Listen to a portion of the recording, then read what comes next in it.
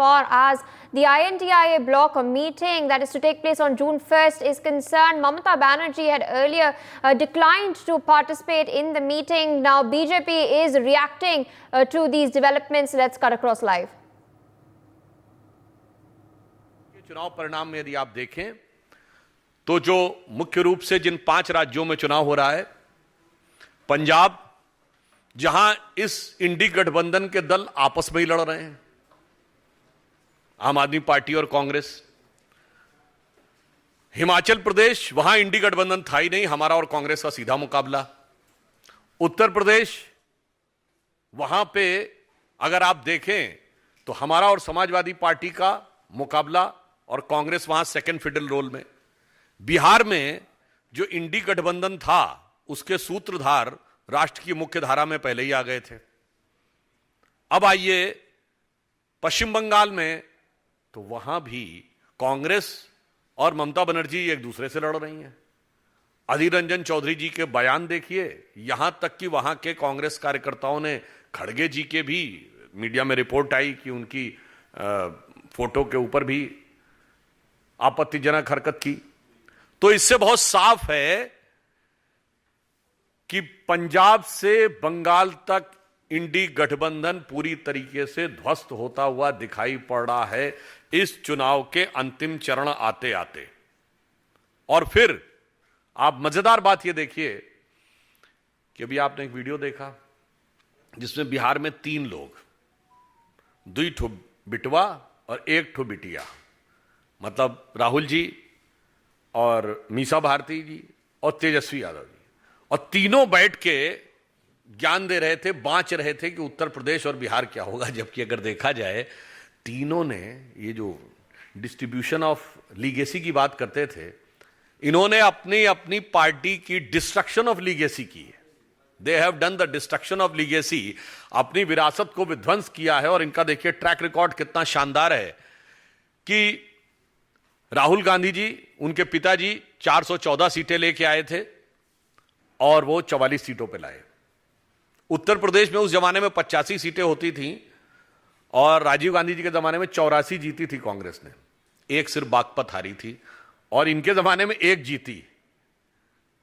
2019 में रायबरेली, बाकी सब हारे। मीसा भारती जी अपना चुनाव स्वयं हारी, और तेजस्वी यादव जी मतलब 3 बार लालू यादव जी और राबड़ी जी मुख्यमंत्री रहे, परंतु उसके उपरांत भी वो एक बार भी सरकार का 1-1.5 साल भी पूरा नहीं कर पाए। तो आप स्वयं सोच लीजिए, जिसे एक पुराने गीत की पंक्ति है ना, चिट्ठिया हो तो हर कोई बाचे, कर्म न बाचे कोई। तो इनके जो कर्म हैं वो स्वयं दिखा रहे हैं कि वो एक ही दूसरे के साथ बता रहे हैं, एक दूसरे को बता रहे हैं कि किस प्रकार से राजनीति होनी चाहिए। और वास्तविकता यह है कि उनकी स्वयं की स्थिति, उनके अपने कर्मों से यदि विचार करें तो और स्पष्ट हो जाती है। अब आप बंगाल में आइए, तो ये मीडिया में खबर आई है कि ममता बनर्जी जी ने बहुत स्पष्ट रूप से कह दिया है कि वो 1 जून को आहूत इंडी गठबंधन की बैठक में नहीं आएंगी। जिसे कहते हैं coming events cast their shadows before, यानी संकेत पहले ही दिखने लगे कि ये पूरा का पूरा गठबंधन किस तरीके से विध्वंस की तरफ जा रहा है।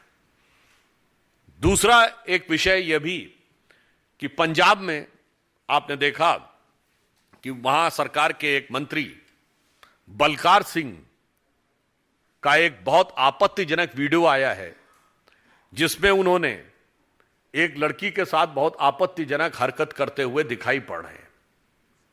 आप सोचिए, ये पार्टी वही है जो दिल्ली में अपनी महिला सांसद को मुख्यमंत्री आवास में दुर्व्यवहार करती है और उसके बाद निर्लज्जता के साथ उसका चरित्र हनन करती है।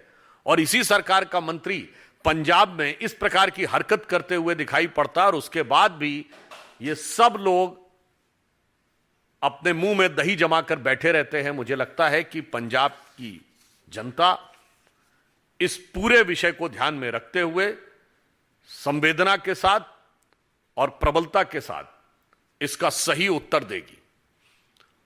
और माननीय प्रधानमंत्री जी ने भी अपने साक्षात्कार में और अपने उद्बोधन में यह बात कही है कि पंजाब में जो सरकार आई है वो एक प्रकार से अर्बन नक्सल माइंडसेट की सरकार है। इसीलिए जब से यह सरकार आई है पंजाब में कानून व्यवस्था की स्थिति खराब हुई है। और अभी सीएमआई की जो एक रिपोर्ट आई कि फर्स्ट ईयर में पंजाब में जो इन्वेस्टमेंट है वो 85% गिर गया। 2022 में जो इन्वेस्टमेंट था 23,655 करोड़ रुपए था, वो 3,492 करोड़ रुपए पे आ गया। और अगर इस वर्ष का देखेंगे तो वो और भी नीचे आ गया होगा। यह दर्शा रहा है कि पंजाब जो उत्तर भारत के सबसे समृद्ध राज्यों में से एक माना जाता था। For more such videos, subscribe to the NewsX YouTube channel, hit the bell icon.